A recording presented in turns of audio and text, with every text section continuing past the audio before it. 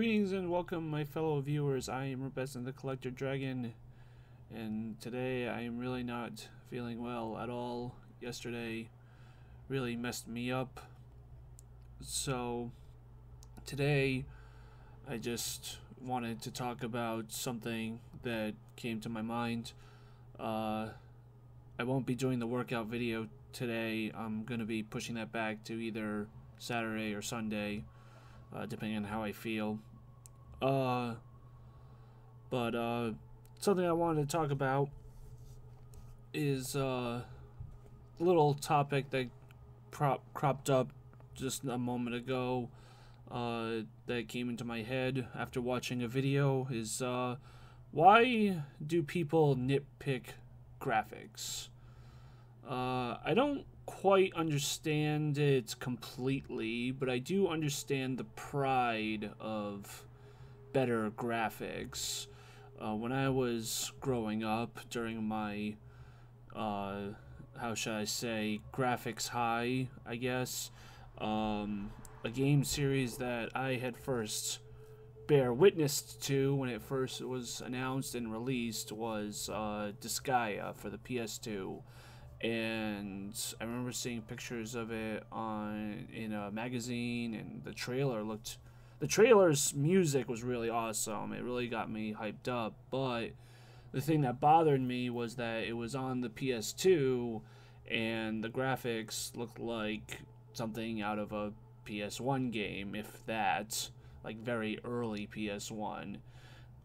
So I didn't play it. I didn't want to. I was all about wanting to improve and advance and don't go back. But the fact is that no matter what, graphics are what they are. I mean, in Disgaea's case, the weaker graphics is necessary so that it can store more stuff in the game, because graphics takes up space, and the higher quality graphics you have, the less space you have for other things like items and cutscenes and voiceovers. And the fact that there's so many stages and so many items in that game, the lesser graphics was pretty much a necessity, not just a choice. Not just an artistic choice. But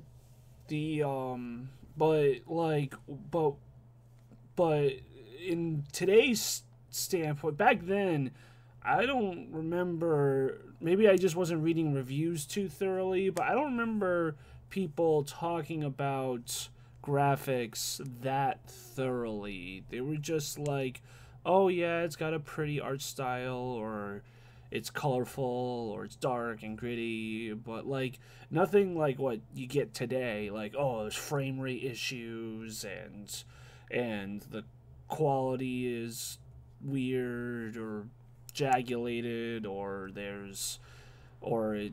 like, I don't know. It just doesn't make any sense to me. Maybe it's just because I personally cannot see things like frame rates and extreme nitpicky pixelations. Like, I mean, the fact is that some games get panned for having bad graphics when it's like they really aren't that bad at all. Like, I feel like a lot of people look at graphics way too critically, and then they are now accustomed to seeing something that they can see because they're looking at it too finitely. It's like taking a magnifying glass to a fine piece of art and seeing the imperfections. Like you train yourself to see that. That's not something that people natively do. It's like apparently people are complaining about the new Star Fox game having crappy graphics, and it's like, to me, it doesn't really look any different than any other Wii U title from Nintendo. It doesn't look any different than Hyrule Warriors. It doesn't look any different from Super Mario World, it doesn't look any different. Super Mario 3D World, it doesn't look any different than, I don't know, Bayonetta. Like, it really doesn't look any different than any of those games to me. And I don't understand why people are panning it. I mean, if we want to do a real comparison, the last Star Fox game was on a handheld, which also has crappy graphics because it's on a handheld, and it looks infinitely better than that game because it's... And then if you want to go with an even more direct comparison, it looks infinitely better than Star Fox 64. And it's going to look better than Star Fox 64 3D because, again, it's on a handheld. Like, it just... I mean, it's like even for handhelds, it's like take the Vita versus the 3DS. The Vita has way better visual capabilities than the 3DS does. And yet, people... Like, I don't see when people review handheld games, very few, if any, ever talk about the graphics. Like, no one talks about how amazing the graphics are or how bad the graphics are and stuff like that. They just say that this is what it is. This game has these mechanics and it has these problems, but they don't mention the quality of the visual style in terms of mechanically. They might talk about it artistically, like if that art style is appealing to them or not, but they won't talk about how, like, I mean, unless it's something that is really jarring and really noticeable to even casual people, you know, like even I'll notice frame rate problems if it's extreme enough. But, like, maybe it's because I just don't look for it, so I don't notice these things. But I don't look for it because it's not, like, I don't care. I just care about a good visual experience. And if there's any, like, coming from me, that means a lot. Because I care more about visual eye candy appeal than most other people. Like, I'll still play a game that doesn't have all that stuff, like I'll play graphic novel games, which doesn't have too much in the way of visual appeal, but, you know, that's just how... But I still prefer games that have more visual appeal, even within graphic novels, like Xseed's latest game, Code Realize, has really fancy character models, and they move around a little bit, and they have, like, little motion nuances that you don't get out of you know, typical graphic novel games, but that's because they're Xseed. They have the money and the budget and the talent and the time to do that. They aren't like the usual people who make graphic novel games who don't necessarily have the time or the ambition to do it, or maybe they just don't want to because that's not the visual style that the art style that they're going for. But yeah, it's just why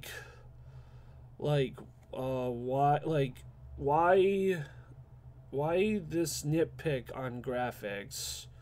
I don't understand. Like, if it's noticeable, I can understand why you would bring it up, but, like, unless it looks like something from the previous generation completely, I just don't get it. Like, how perfect do you want something to look? You know, and I mean, it's just like how perfect do you want it? Do you want it to look like how you see the world? Because quite frankly, if I were to do this, like, it's all blurry. Like, even to me, like, I'm gonna look at it right now. I'm looking at my hand right now. My hand's blurry. I can't see every frame of my hand moving like this. You know, it's just, it's just not real life. I don't know. I don't. So if anyone would like to explain that to me, that'd be great because I don't understand the culture of that. Um, as far as I'm concerned, as long as it doesn't look like something from the previous generation, then at least the game people are set at least at the bar. I mean, granted, it's always nice when people push the bar, but that's no excuse to criticize and chastise them for not at least meeting the bar. And from what I can tell, most games have met the bar that have been made from the ground up for that system. And even some HD remakes look much more impressive than they ever did, in their previous incarnations. So the ones that are built from the ground up, obviously, not the ones that just get a little enhanced overlay or something like that. So yeah, this wasn't really meant to be some kind of in-depth analysis. This was just me kind of philosophizing my own thoughts on the whole nitpick on graphics topic. So yeah, I think that's pretty much all I have to say without repeating myself. If I come up with anything more, I'm sure that I'll make a future episode or something, a future video, or maybe I'll talk about something else, or talk about it talk about it in like a chat somewhere. So somewhere on the internet, probably on YouTube. Anyway, thanks all for watching this little video. I hope to see you all next time for the next one. Please like, comment, subscribe, all that fun YouTube stuff. And I will see you next time. Bye-bye.